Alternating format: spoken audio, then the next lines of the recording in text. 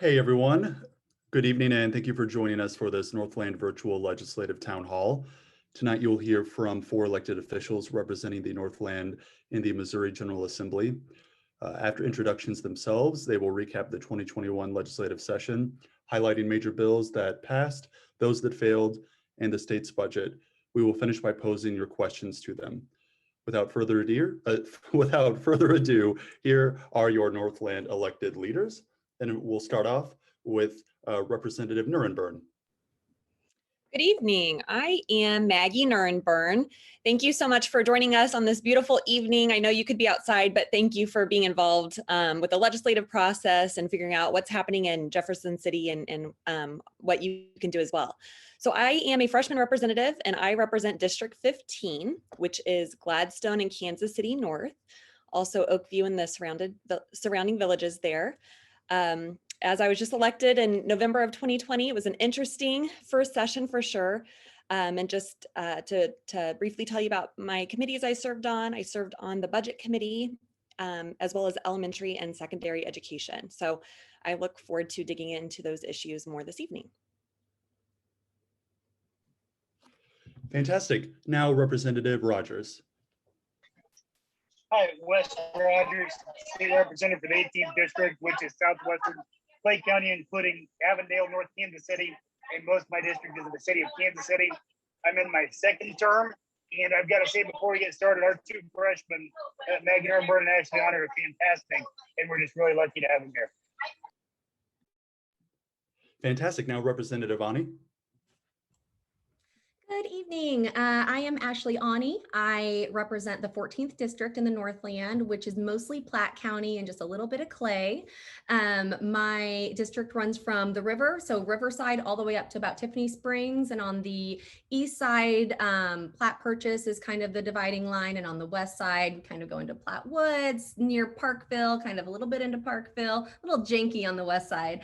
But we've got Lake Waukomis, Houston Lake, just really great suburban North Kansas City up here in the 14th district. I serve on the Rules Legislative Oversight Committee, the Special Committee on Small Business, and the Emerging Issues Committee. So I am so excited to be here with y'all tonight and to tell you about what happened this legislative session. And thanks for having me. And now Senator Arthur. Well, and I would be remiss if I didn't introduce the person who's doing the introduction. So that's Kyle Olmstead, my chief of staff. If you've contacted my office, it's likely you either talk to Kyle or Chris Hornsey. They make all of my office run smoothly, and we couldn't be more grateful for their help tonight and every day. So I'm Lauren Arthur. I get to represent the greatest district in the world, District 17, and the Missouri Senate, and that encompasses most of the areas described by our state reps who have done a terrific job. I am so excited to be with you all tonight, and hopefully this will be our last virtual event. So please get vaccinated, and hopefully we'll be able to see each other in person sometime very soon. Fantastic. Well, let's get started with individual accomplishments. We'll first hand it off to Senator Arthur, and then after that, we'll go to Representative Aune, Representative Nurrenbern, and then round it out with Representative Rogers.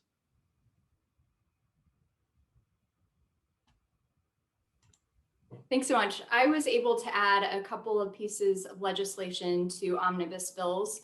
The first included a program that allows women enrolled in WIC, or in other words, pregnant women, women with small children, and then those children themselves.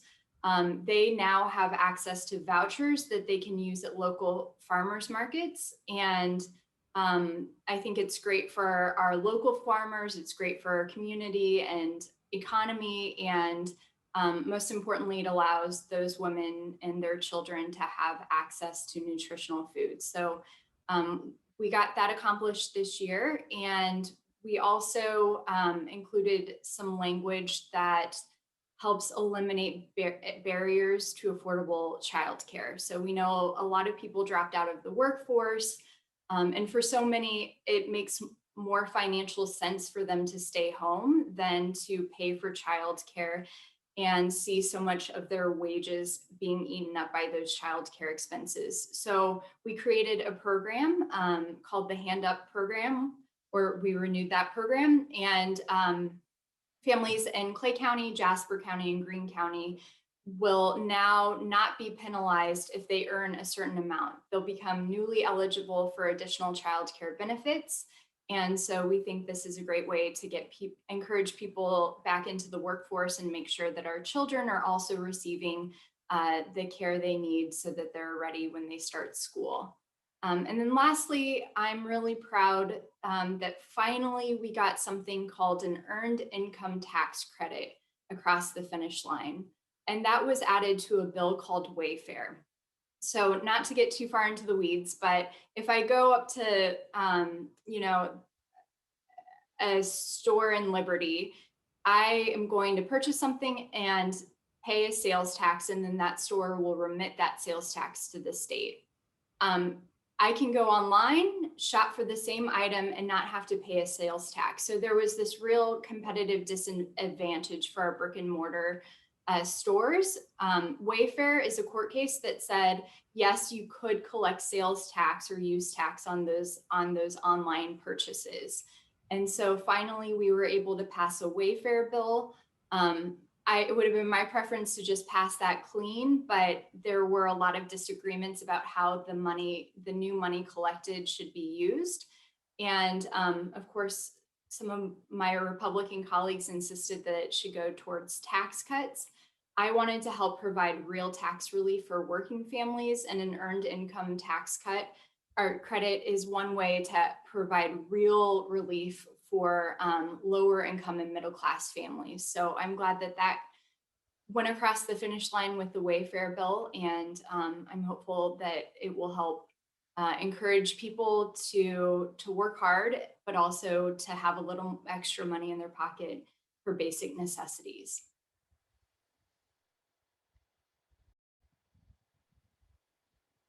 Great. Now we'll hand it off to Representative Aune.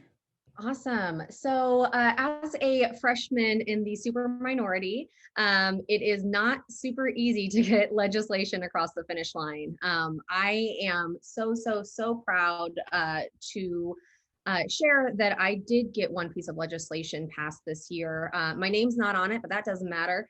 I worked hand in hand with a Republican freshman named Bill Hardwick. He's from Pulaski County.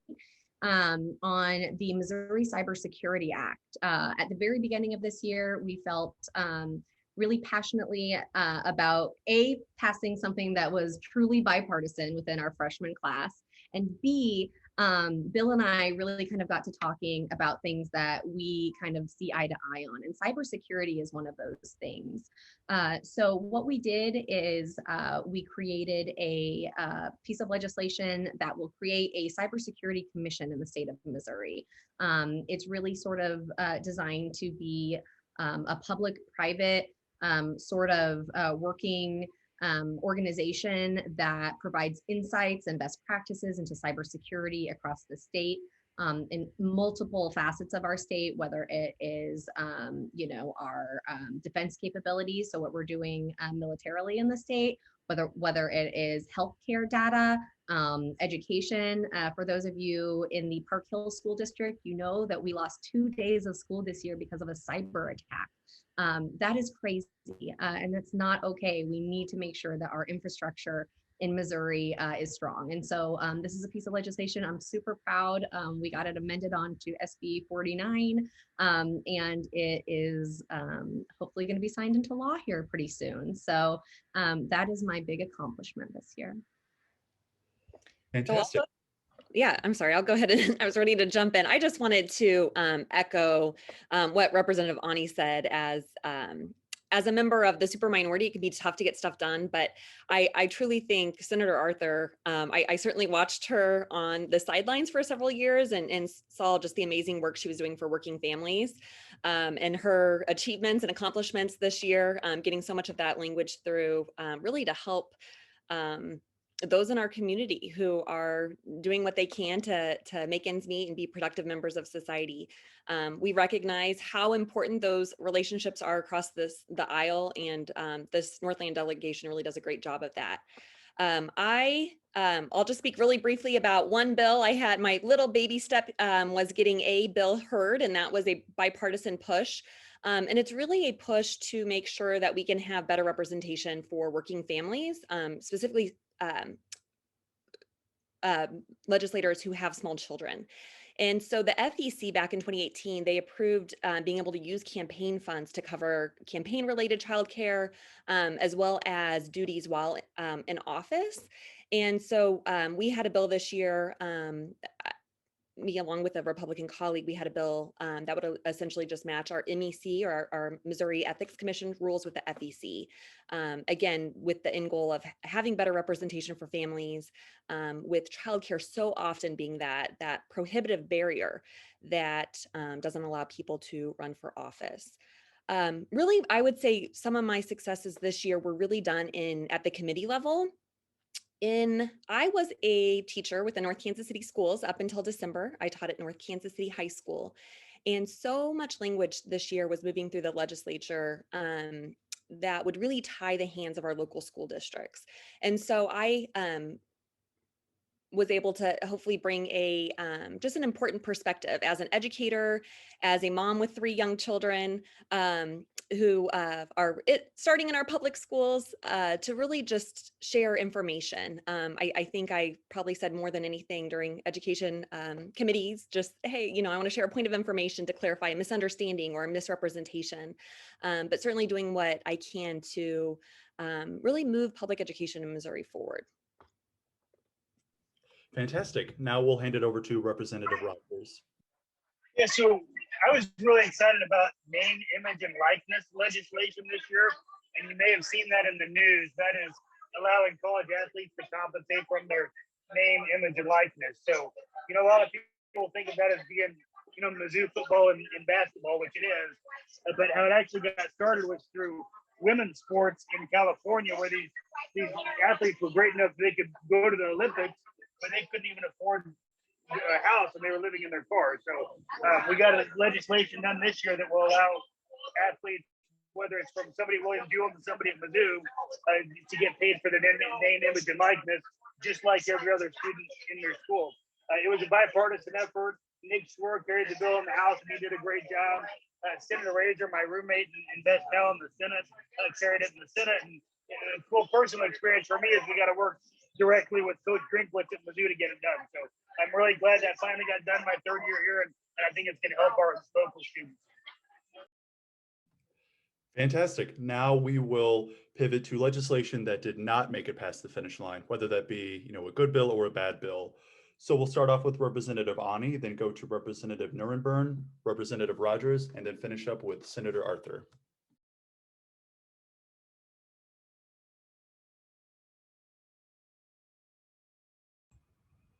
Did you say start with me? I'm so sorry.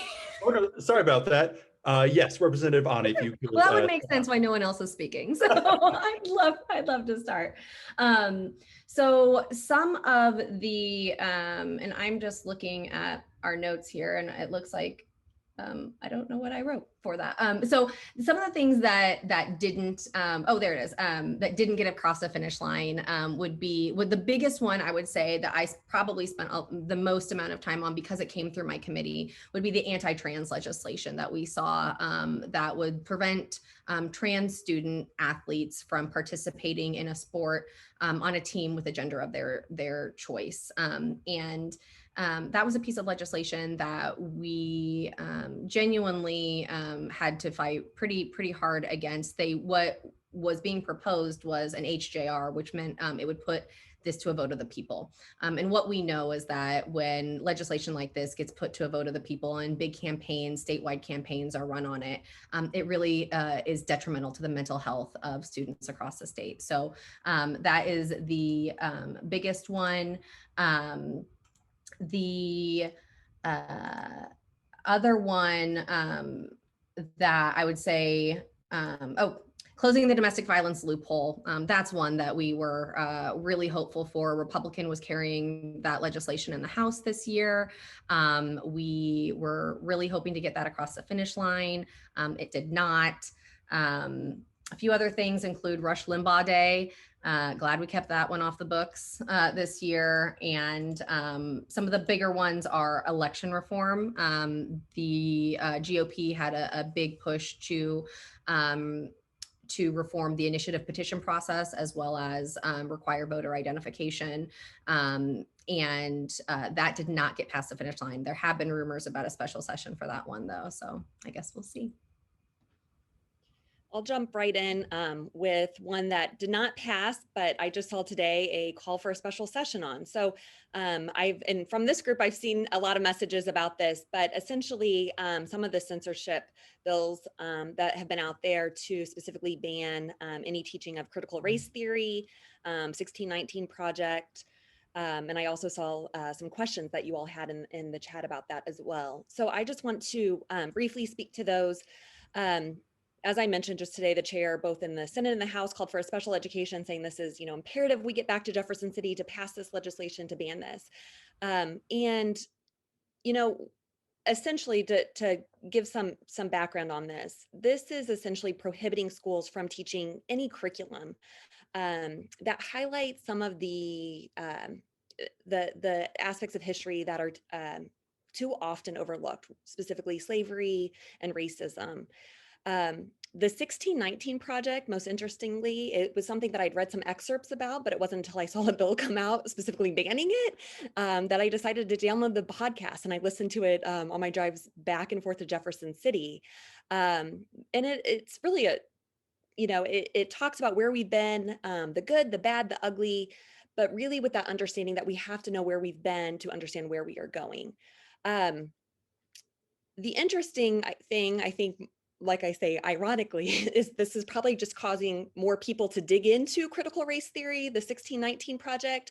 But I think it's setting just an unbelievably dangerous precedent when we're signaling out specific pieces or specific curricula that cannot be taught in our public schools.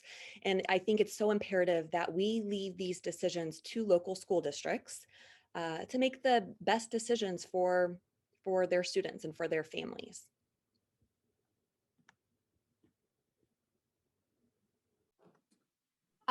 So I'll start by saying there were some really important bipartisan accomplishments that made it across the finish line, and I think we'll have the opportunity to discuss those in a little while. But at least in the Senate, this session was marked by GOP political infighting and a lot of dysfunction.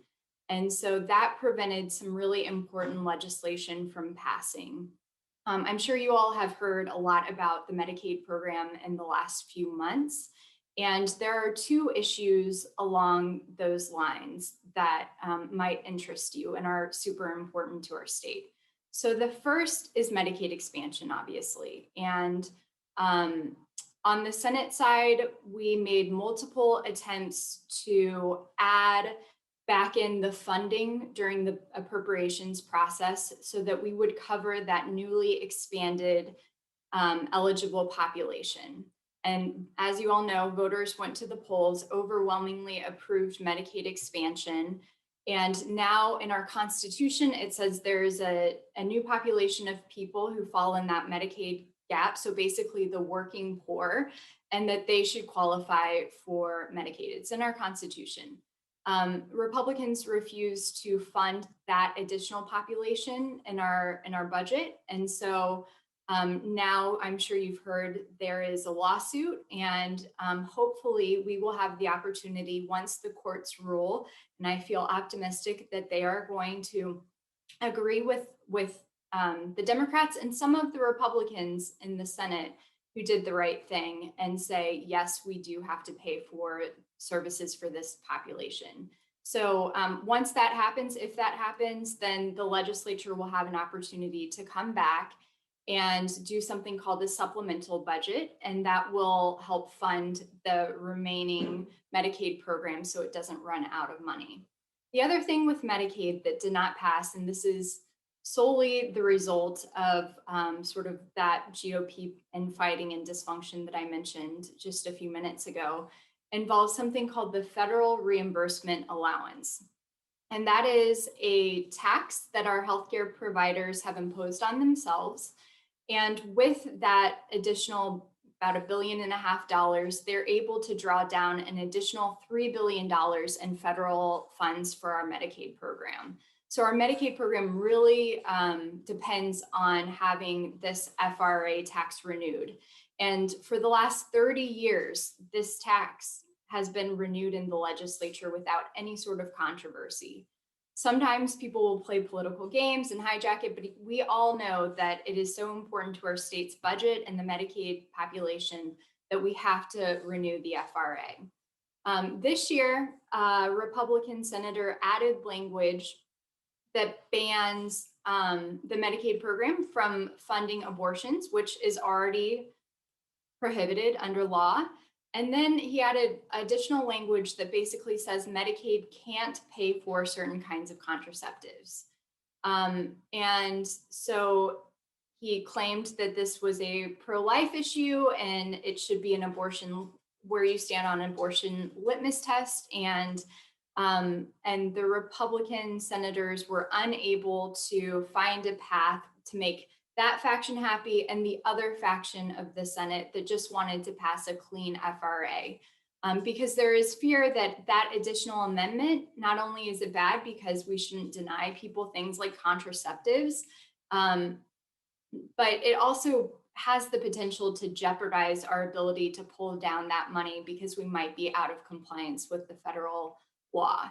So the FRA is so important that I assume we will all have to come back and deal with it in a special session. The FRA funds run out on, or that tax expires on September 30th. So I assume we'll be there either late summer or early fall, hopefully doing the right thing, because so many of our hospitals and nursing homes and mental health care providers really rely on that funding. And I will say, as a Democrat, and not just, again, I don't mean to just make this political, disparage the other party, because there were a lot of Republicans who were trying to fight with us on, or trying to fight alongside us on this. You know, it is kind of mind-blowing that this was hijacked in such a way that we would jeopardize such an important funding stream for our most vulnerable people in Missouri. And now we'll round out the Representative Rogers. Yeah, and I apologize, I was in a bad spot there, but so the thing I would like to talk about is gambling in general. It's a twofold issue. One is video lottery terminals, and the other is sports gambling. And what has happened is the video lottery terminals are extremely controversial, and what I call them gas station casinos. What they want to do is put 2 or 3 casino style slot machines in gas stations, VFW halls, that sort of thing. And they're already doing it, and they're trying to say that these aren't actually gambling machines, that they're just entertainment devices, and that's going through the courts right now. The other piece of this that's happening is, a couple of years ago, the United States Supreme Court said that states could legalize sports gambling, which in the past had been illegal. So several states, including our neighbors, Iowa, Illinois, Arkansas, and Tennessee, have legalized some forms of sports betting to increase revenue and for us in the cities with casinos to help with casinos. So what has happened in Missouri, unfortunately, the sports gambling piece really isn't that controversial. But like I said, the video lottery terminal piece is extremely controversial, and they become one issue. So at some point, whether it's next year or the year after or 5 years from now, we're going to come up with an omnibus gambling package that addresses these issues. And we don't know what that's going to look like. It may be what we want or not. But that's where we are with it. And I'll just add this to it is, there's only 13 casinos in Missouri, and that's regulated by the Constitution. Of those 13, 5 of them are there's one in Buchanan, there's Argosy in Platte County, there's Ameristar and Harris in Clay County, and then there's the new casino KC in Jackson just on the river. So the casino industry disproportionately impacts our part of the state. It provides really good paying jobs, a lot of good union jobs. And so I'm coming to this from the perspective of what's best for our area. And my belief is that legalizing sports gambling would be good for our local economy, and keeping the video lottery terminals as far away as we possibly can would also be good for a variety of reasons we can discuss in more depth if people are interested about it. But what happened is nothing, and to trade not having sports gambling for not having VLTs. That's probably a trade that's okay for us because the VLTs really are bad news. Now that we've talked about legislation that has not made it past the finish line, let's pivot to that group of topics that did indeed make it past the finish line and are awaiting either a governor's signature or veto. So we'll start up with Senator Arthur, then we'll go to Representative Nurrenbern, Representative Rogers, and then Representative Aune.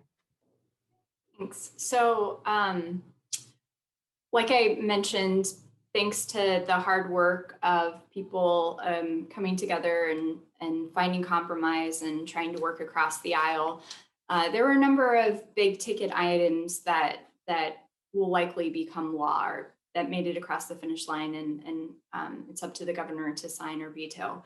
One of those things included raising the gas tax. So starting in October of 2021, there will be an additional tax on motor fuels, beginning with 2.5 cents this year, and then increasing 2.5 cents each fiscal year until we reach 12.5 cents per gallon on July 1st, 2025. Missouri ranks towards the very bottom in terms of funding for our roads and bridges. And it's a public safety issue, it's an economic development issue, and it's something that affects everyone in Clay County and everyone in the Boot Heel. And so this was an attempt to increase funding so that we're maintaining our very vital asset in the form of roads and bridges and highways. There's also a refund provision. So if you don't really want to pay for that increased fuel tax, you'll be able to keep your receipts and then submit for a refund from the Department of Revenue. There have been claims that groups are going to try to challenge that increased gas tax via referendum. But so far it remains to be seen whether or not they'll be successful in trying to get it on the ballot. The other thing I wanted to highlight, we finally passed a prescription drug monitoring program, or PDMP.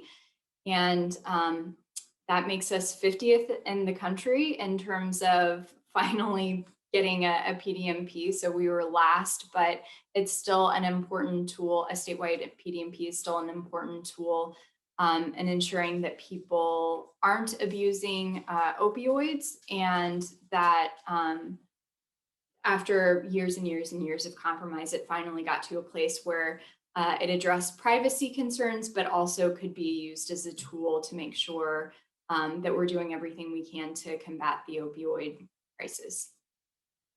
And I will leave the bad news on vouchers to Maggie. I was hoping she was going to jump in on that one, because it's a really tough one. I know this is one of the things that we've been fighting for a very long time here in Missouri, are any sort of voucher programs. And this year one did get across the finish line, a voucher-like program that essentially allows for people to pay into empowerment scholarship organizations, and they get a tax deduction. We say it's a voucher-like program because what families will receive, it's going to be first eligible for students in our community. And that was one of the things that was most concerning about it. So essentially, students are only eligible if they live in a municipality with a population of 30,000 or larger, or if they live in a county with a charter form of government. So I think everybody in this call is probably in one of those two groups. Also, it will provide the ESAs to go to students with the most need first, followed by students with IEPs. The thing that's ironic about opening and having the eligibility for students with IEPs is that a lot of students won't necessarily, if they do have special education needs, their needs won't necessarily be able to be met by a smaller, oftentimes smaller private school. So, very grave concerns about public dollars essentially going to parochial schools that don't have the same accountability and transparency measures in place, and that don't have to accept all students. The only good news, if we want to find kind of a silver lining, is that the program was greatly scaled back at the last minute. So it's about half the size. So the first year, we're actually anticipating that would only impact about 4,000 students would receive that scholarship, which is about $6,400, which is the state adequacy target. So again, that's going to limit where they can use that money, and if it's really going to impact the students with the most needs, because obviously at many schools, their families would have to make up that other chunk of change, which will be very hard. So grave concerns about the voucher programs. I think moving forward, we're certainly going to need to fight back about any expansion of that program and put in place as much reporting requirements as we can. Now, some good news for education. There's a couple bills that have definitely been bipartisan in nature for several years, was allowing students or their families to record their IEP meeting. So many times these meetings are very long, they're very technical, there's a lot of jargon in them. And so this is the individual education plan for students with special needs, and making sure that they understand well all of the accommodations and modifications that will be in place for their student. And I think having that recording is just a really important step, so they can go back and first of all, really decipher everything that's going on, follow up with additional questions as needed, and then make sure that that's in place. Another good school bill that was passed was a school restraint and seclusion bill that really just limits and making sure that there were maybe some bad actors out there, and making sure that we're really confining a student for in seclusion only for situations or conditions where there's really an imminent danger of physical harm to oneself or to others. And also a part of this bill was just in increasing the reporting requirements back to families or guardians, and as well to DESE. And then lastly, I'll stop with another really good bill. This was really special to see go through for me as an adoptive parent.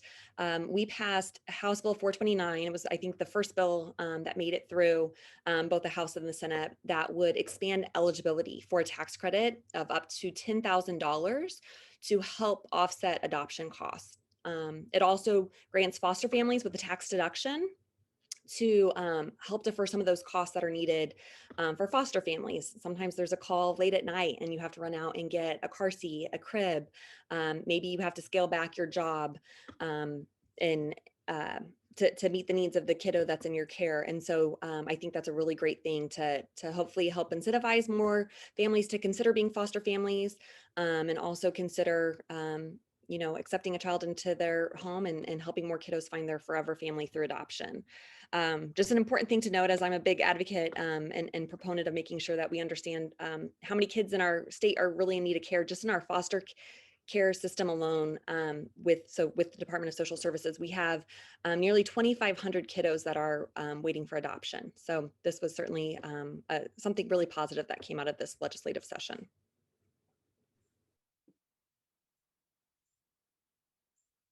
So I'll talk about Senate Bill 51, which was our COVID liability bill. And, there's only about 6 lawyers in the Democratic caucus. We all kind of end up dealing with this piece of it. And it does 2 things. One is it creates a higher standard of proof for lawsuits against nursing homes, hospitals, that sort of thing. So typically you would have to prove negligence if you're going to sue a nursing home or a hospital for hurting your loved one. What we did is we raised the standard for COVID from negligence to recklessness or willful conduct. So basically what that means is, unless the conduct was absolutely egregious relating to COVID, people aren't going to have recourse against their nursing homes.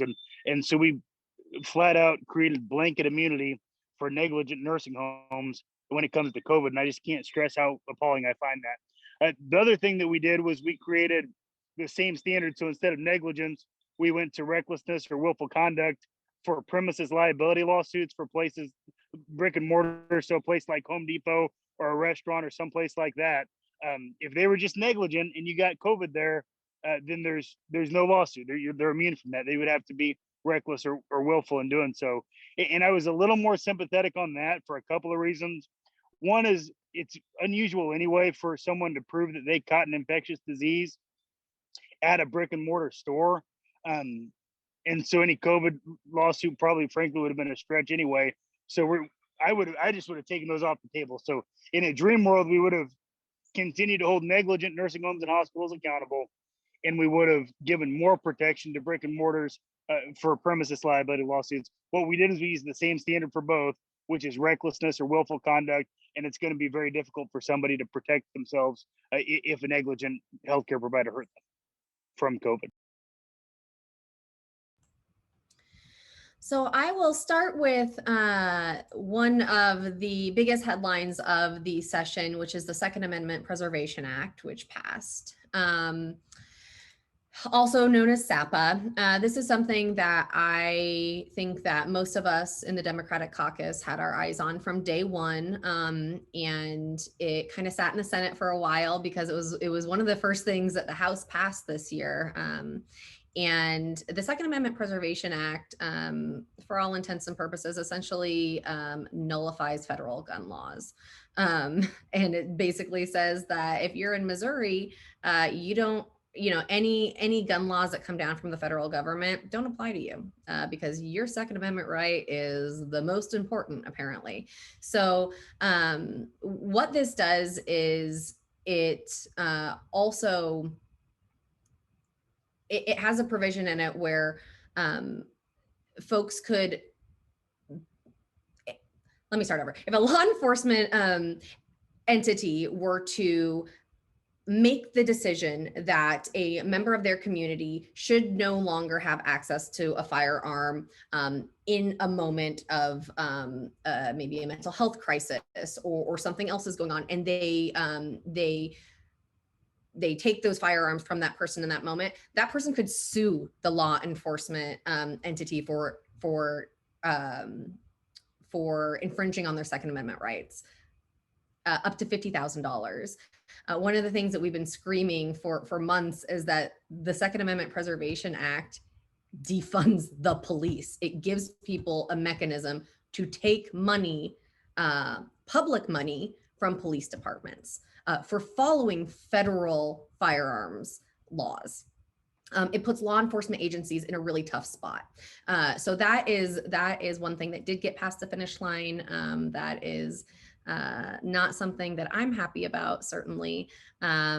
Honestly, as far as I can tell, and I'm not an attorney, but it's not constitutional. So, it's one of those headliners that I guess we'll see what it looks like in practice.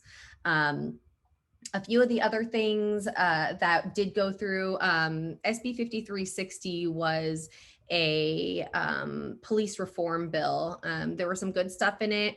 It banned chokeholds, which has been in the headlines the last few days. That was a win. It did, however, affect residency requirements here in Kansas City. Basically, it removes a residency requirement for police officers. So that's something that, as a legislator, you have to make tough calls at the end of the session when bills get loaded up with additional amendments and other language.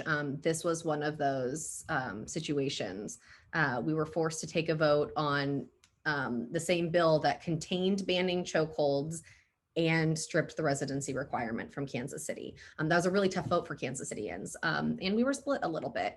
At the end of the day, I do stand by my vote. I voted for the bill because I do believe that banning chokeholds is incredibly important. We do need reform in our law enforcement agencies. I'm excited to see that here in Missouri. Again, we took the bad with the good on this one. So we did strip residency requirements. And then the last one that I would mention would be we during the pandemic, we saw a lot of restaurants have to kind of change the way they operate and be very nimble. And one of those ways is providing alcohol to go for customers. This was something that a lot of small business owners provided feedback and said, like, this is actually really great. There shouldn't be really any reason that we don't do this during non-COVID times. But it was on the books in Missouri that was a no-go. So we went ahead and made sure that to-go alcohol is something that is available to restaurant owners, small business owners. It's, alcohol is one of the biggest revenue drivers for the restaurant industry. And so this provides those business owners with additional revenue, especially now when they're hurting. So I'm excited that we got that passed. Thank you so much for that. And right before we get to the questions that were sent in to be asked, how about we quickly touch upon some of the major budget successes and losses, some of the key points that passed. One of the major and truly one of the only constitutional duties of representatives and senators is to pass the $34 billion budget, which was done successfully. So we will hit on some of those key points. We'll start off with Representative Nurrenbern, then go to Representative Rogers, go to Senator Arthur, and then finish with Representative Aune. Great. Well, I'll just touch on education real quickly. First of all, for K-12 education, we did fully fund the formula. And I always have to put fully fund in air quotes there because, again, essentially several years ago, the General Assembly moved the bar, and we are about 40 million under actually fully funding the formula. We did fund transportation at 40% this year, which is more than we have in the past. But I want to make sure we understand that we can fund up to 75% of transportation costs, which are really so important for our local school districts. That 40% was tied to getting the ESA program through, that voucher-like program. So that was a tough one, but we need to continue to push for more funding for transportation. In terms of higher education, there was a little bit of good news that we did pass a 3.7 core increase to all of our higher education institutions. We still greatly underfund education in the state of Missouri. We rank near the bottom of all states in our state revenue that goes to our general revenue that goes to education. So we have to continue to really push investment in our higher education institutions, making sure that Missourians that graduate from our high schools stay here to get their higher education and then build their work and their family here in Missouri. Another good thing, I'm going to stick on some positive things that we were able to finally fund this year was raise the age. So this was passed back in 2018, but it hadn't been implemented in many parts of the state because essentially the circuit courts didn't have the funding. So this, what this did was that it allowed 17-year-olds to go through the juvenile system. We know by doing this, we greatly reduce recidivism. So one of the things in budget hearings when I was listening to this was that, this is a no-brainer. It passed with almost complete bipartisan support, but it hadn't been implemented because of some funding glitches. So what we did this year was we made sure that we have the funding in place. It's going to allow those 17-year-olds to go through the juvenile system. We will send the money essentially straight to each county circuit court. And make sure that this really is in place. And like I say, it does a tremendous to reduce recidivism, make sure that we get these, adolescents back to where they need to be, and so they can be productive members of society. And yeah, I'll just talk about the unemployment overpayments, which was really a heartbreaking deal. So during COVID, the federal government actually stepped up in a bipartisan way. And I'm sure most people on this call know, provided an enormous amount of support to people unable to find jobs. So throughout that entire time, the federal government and the state government told people, you're not sure whether or not you qualify, you just need to apply and see what happens. And a lot of people got paid who turned out were not really eligible for it. And so the state government ended up trying to collect that money back. It ended up about $150 million to people who really needed it. About a third of it, $50 million, was from the state, and about $100 million of it was from the federal government. And the federal government said they don't want the money back, keep it in your economy. The state financing structure is a little bit different because it's part of a dedicated trust fund where that money needs to stay in order to keep everything right. But we had one of the really cool bipartisan moments since I've been in the legislature where conservative Republicans and liberal Democrats and everybody in between got together and came up with a solution to forgive this money. And it passed out of the House almost unanimously. It went to the Senate and unfortunately didn't go anywhere. So we thought we had really done a really good thing for people, and it turned out that we didn't get it done. So I'm just desperately hopeful that we're able to get that back during a special session this summer and make it right, because it would be heartbreaking to make those people pay that money back. And I've actually got another call at 8, so I'm going to leave my email here. If anybody would like to talk further, email me, call me, text me, and I'll be happy to follow up with anything. Thank you for setting this up, and I will talk to you guys later. I want to elaborate on that overpayment issue. So the reason it failed in the Senate also had broad, if not unanimous, support in the Senate to fix the overpayment issue so that people who, through no fault of their own, and were seeing their wages garnished as a result of the state's mistake, they were really suffering. And I know every senator heard from constituents who were staying up at night worried about how they were going to afford rent or putting food on the table, while also having the state harass them to pay back money that they thought they were owed. So there was broad, if not unanimous, support to pass that bill. Unfortunately, as senator, and again, I mentioned the supermajority and the fact that sometimes it's hard to wrangle all of the Republican senators. Unfortunately, one of the Republican senators decided to add language that would limit the number of weeks that someone could be eligible for unemployment benefits. And it would actually make Missouri one of the least generous in terms of unemployment benefits. And so in a pandemic, that doesn't make a lot of sense to me. And there was a lot of opposition. And unfortunately, that's one of the bills that just failed because there wasn't enough time, or there wasn't the willingness on the part of the senator who wanted to see the cut to the number of weeks. There just wasn't enough willingness to compromise. So I do want to highlight, in our budget, I was able to add some funding to our public defenders agency, and our public defenders for years and years and years have been woefully underfunded. As a result of that, innocent people in some cases, have been sitting in jail because they can't afford an attorney. They have a constitutional right, and the state has an obligation to provide an attorney for anyone who can't afford one. And so there has been sort of this crisis, and the state was actually reprimanded for not funding the department to the extent that it should be. I'm happy that there was bipartisan support this year to increase that funding. I believe they'll now be able to hire an additional 53 attorneys throughout the state and start working on those long wait lists so that people can have timely representation.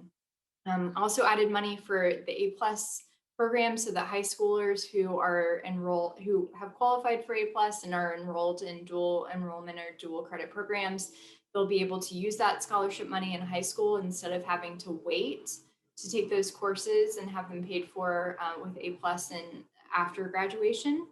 And then was able to secure some funding for an accelerator program to help in Kansas City to help some of our entrepreneurs. So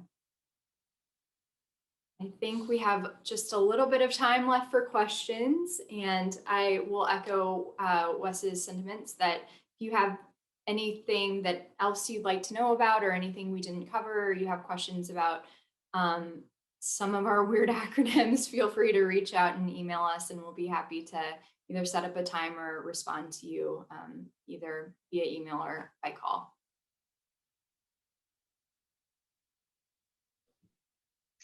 Okay, hello, my name is Chris Hornsey. I'm a staffer of Senator Arthur's. I'm supposed to be helping this whole time, but unfortunately I had some technical issues.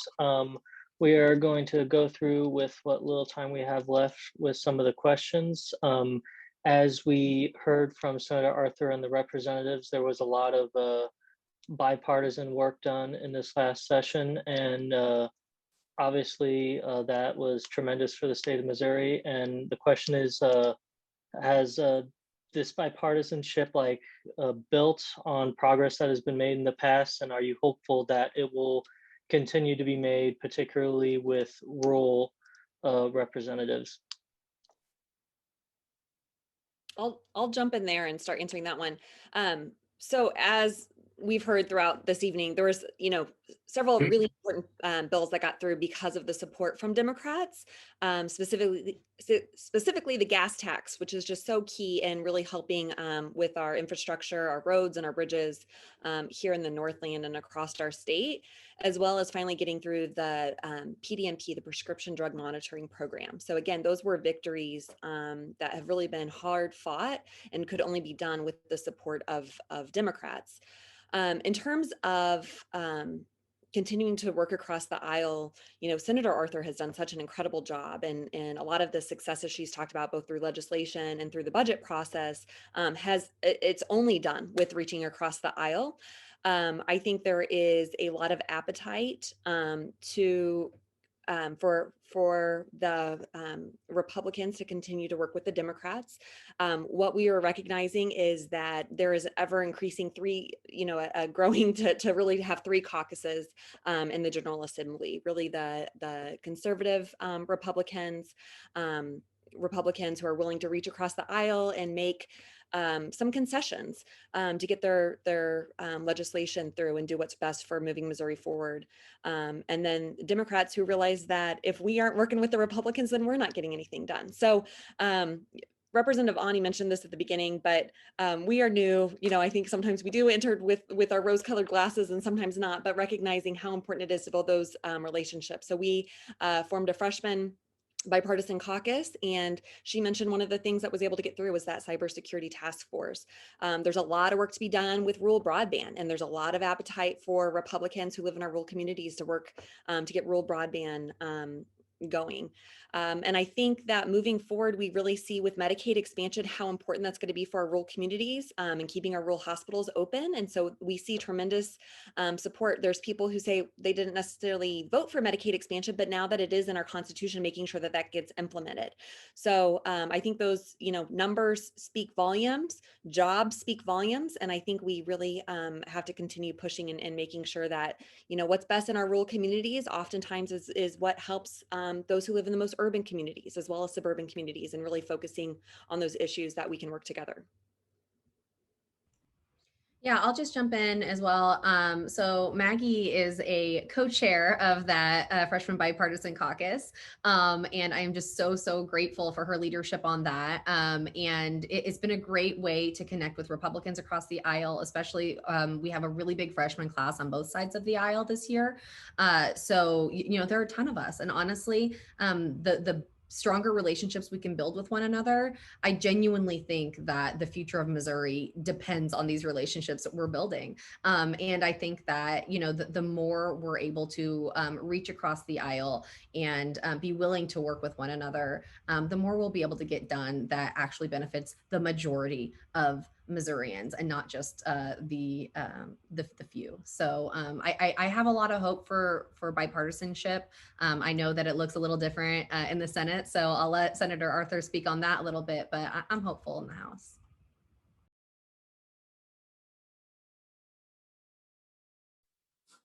I'm really proud of Maggie and Ashley and Wes. I think they've done such a terrific job, and don't let them fool you. They may be new, but they act like they've been there for years and years and years, and anyone can learn just by watching them. So I appreciate what they're doing in very difficult circumstances.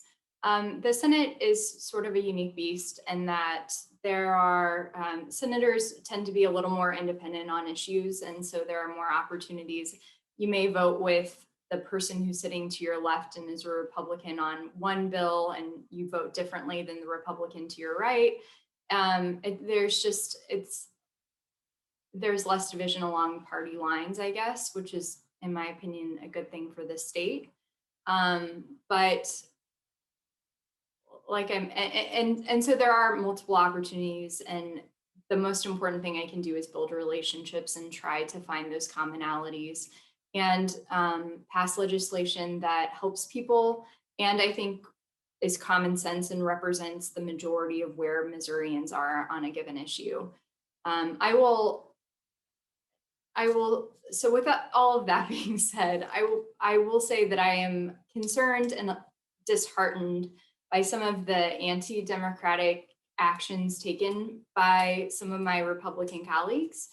And so it's important that we also work to hold them to account. And as members of the minority party, sometimes that can be very difficult and we have few tools to use, but I assure you that, you know, whether it was the unemployment overpayment issue or the FRA, we have spent hours and hours and hours thinking of ways that we could leverage or horse trade or obstruct or support legislation to make sure that we're fighting for the people who sent us there. And I'm in a unique situation in that I represent a pretty 50-50 district. So no matter what I do, half the district will be mad at me. But I actually think that hopefully by the time it makes its way through the process that a vast majority of Missourians will agree with it, or at least acknowledge that we've made some bad legislation a little bit better.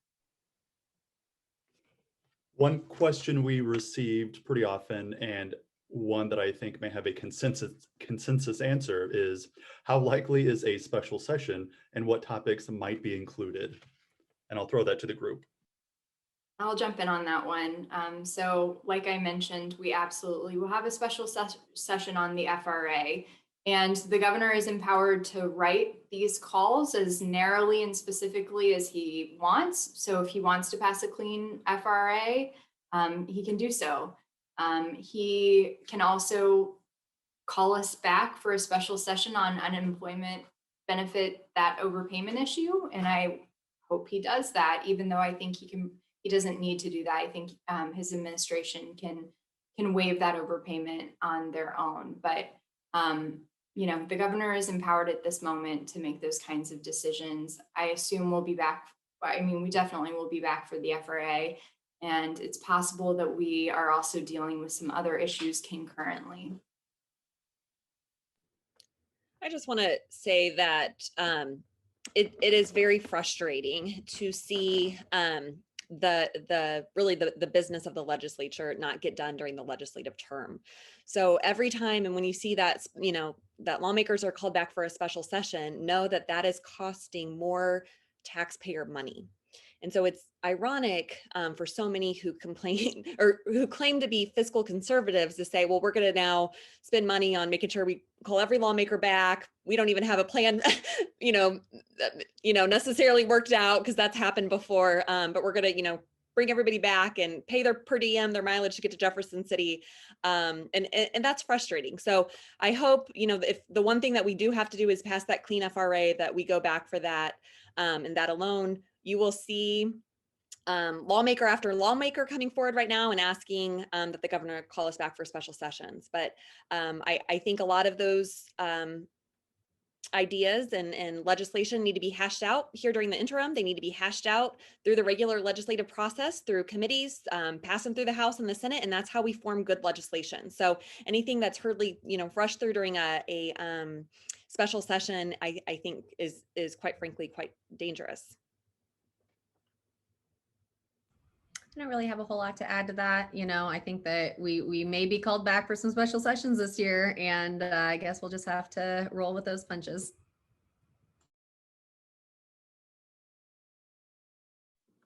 I think to be respectful of everyone's time, we can probably end it there. But if we didn't get to your questions, then, I guess maybe one more. Sorry, I just got a text. One more. And then we'll wrap up.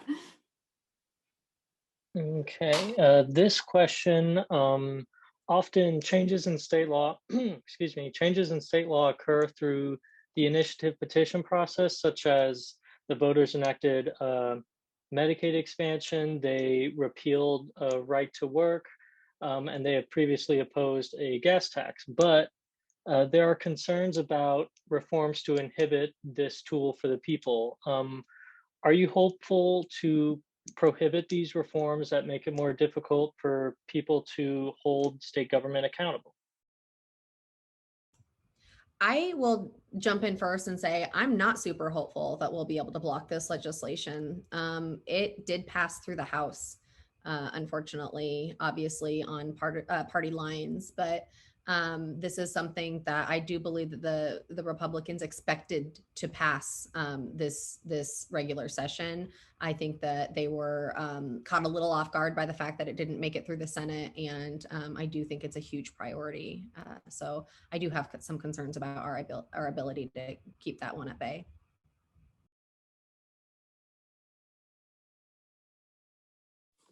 Yeah, that's one of the anti-democratic measures that I referenced.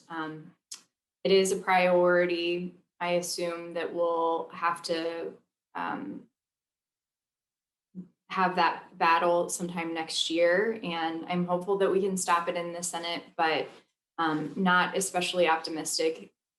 We'll do everything we can, because I do think we should increase people's access to the ballot box. We should make sure that we increase democratic participation. And there are a number of instances where voters feel differently than the people who represent them, and this is their way to remedy that. So I fully support the IP or initiative petition process as it exists right now. And the only other thing I'll mention is that even if it does pass the legislature and go to it will go back to the voters at that point, and the voters will have the opportunity to say whether or not they want changes made to that IP process. So be ready, and we'll keep you posted. Last thing I'll add to that is a lot of the initiative petition language is also tied with the referendum process that is set forward in our Constitution as well. So this is where Missouri voters get to hold lawmakers accountable for any legislation that they find to be egregious. So one of those things was the gas tax.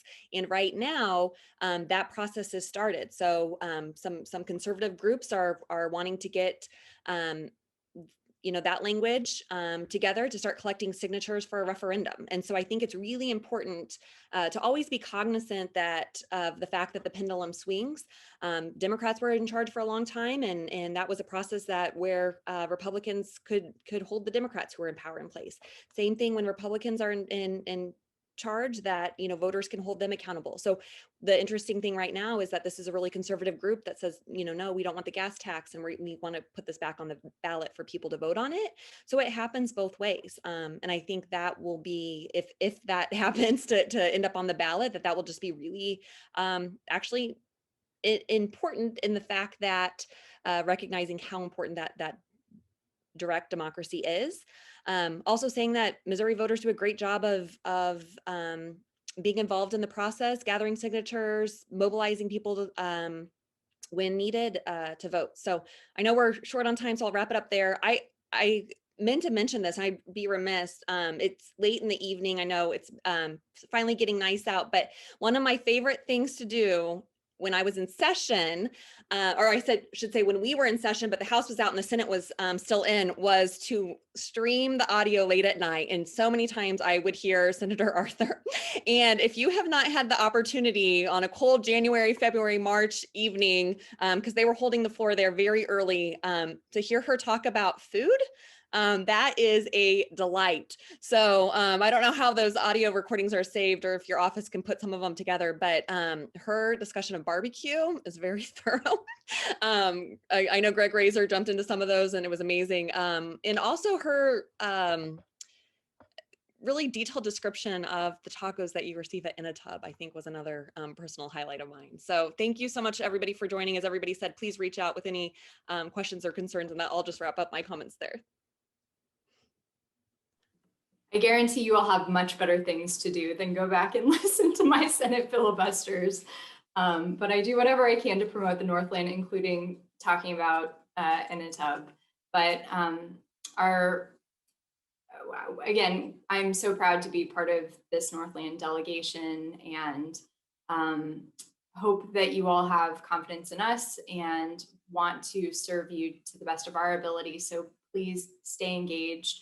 Appreciate your time this evening and look forward to many more conversations going forward in person and a lot of future hugs.